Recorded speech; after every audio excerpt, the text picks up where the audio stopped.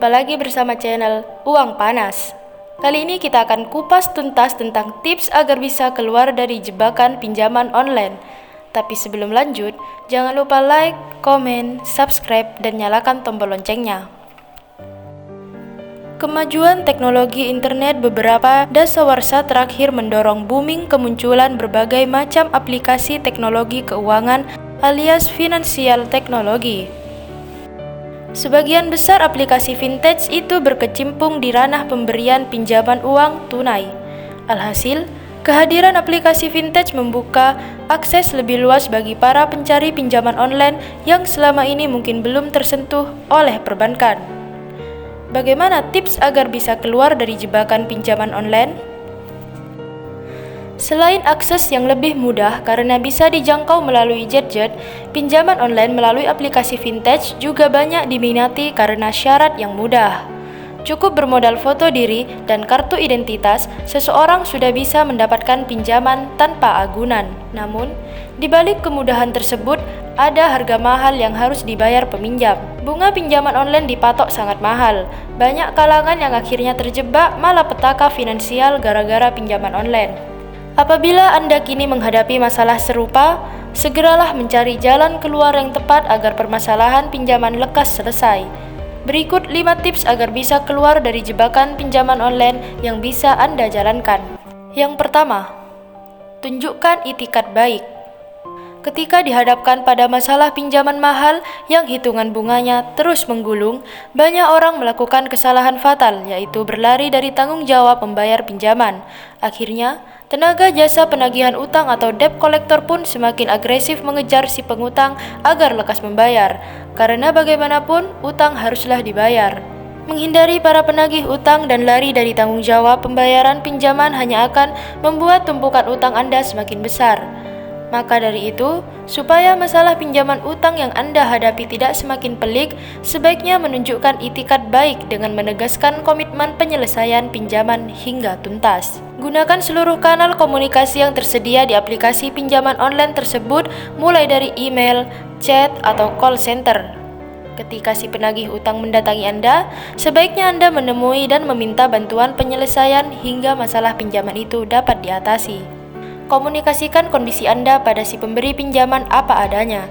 Mungkin pada mulanya si pemberi pinjaman akan bersikap keras dan tidak mau tahu dengan kondisi Anda yang kesulitan membayar pinjaman. Namun, apabila Anda mampu menunjukkan komitmen untuk menyelesaikan tunggakan utang, ada peluang si pemberi pinjaman akan melunak dan bisa diajak mencari solusi bersama. Yang kedua, hitung sumber daya tersisa. Sembari mengkomunikasikan kondisi Anda pada si pemberi pinjaman, jangan berhenti untuk mengais sumber daya yang tersisa agar pinjaman Anda terbayar. Cek apa saja aset yang sekiranya Anda dapat jual untuk memperoleh dana segar, seperti misalnya sepeda motor, gadget, mobil, simpanan emas, peralatan elektronik. Cobalah mendaftar dan hitung berapa kira-kira nilainya apabila Anda jual atau gadai agar bisa mendapatkan dana pembayaran utang. Yang ketiga, minta bantuan keluarga. Anda sudah menghitung aset yang sekiranya bisa diuangkan untuk membayar tunggakan utang, tapi ternyata masih belum mencukupi. Jalan berikutnya yang perlu Anda upayakan adalah berusaha meminta bantuan keluarga atau kerabat terdekat agar mau memberikan pinjaman lunak. Memiliki tunggakan uang memang seperti menanggung aib memalukan.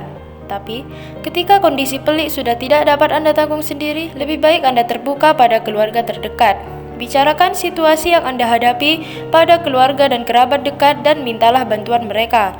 Ingat, karena sifat bantuan keluarga adalah pinjaman, Anda pun harus menegaskan komitmen pada keluarga untuk membayar bantuan tersebut. Yang keempat, negosiasi solusi dengan pemberi pinjaman. Pemberi pinjaman pada dasarnya akan membuka pintu negosiasi apabila Anda selaku peminjam menunjukkan itikat baik untuk melunasi utang. Anda bisa mencoba meminta waktu untuk negosiasi solusi pinjaman dengan beberapa opsi. Pertama, perpanjangan tenor pinjaman. Apabila waktu jatuh tempo sudah dekat atau bahkan sudah lewat, cobalah untuk meminta perpanjangan jangka waktu pinjaman pada pemberi utang. Misalnya, jangka waktu pinjaman yang semula 6 bulan, mintalah agar diperpanjang menjadi setahun. Dengan begitu, Anda memperoleh tambahan waktu untuk menyicil bayaran utang. Kedua, ajukan refinancing. Dalam bahasa awam, refinancing adalah membayar utang lama dengan utang baru yang biayanya lebih murah. Namun, untuk menempuh cara ini, ada beberapa syarat ketat supaya tidak menjadi bumerang yang fatal bagi keuangan Anda. Ketika menambah utang baru, pastikan utang lama yang hendak Anda selesaikan itu hitungan bunganya sudah lebih dulu dihentikan. Selain itu, pastikan juga hutang yang baru mengenakan bunga yang lebih murah dengan tenor memadai supaya tidak menjadi masalah baru. Ketiga, gunakan aset pada pemberi pinjaman. Tawarkan pada pemberi pinjaman aset yang bisa dikonversi sebagai pembayar utang atau sebagai jaminan penyelesaian utang. Yang kelima, berhemat dan tambah penghasilan.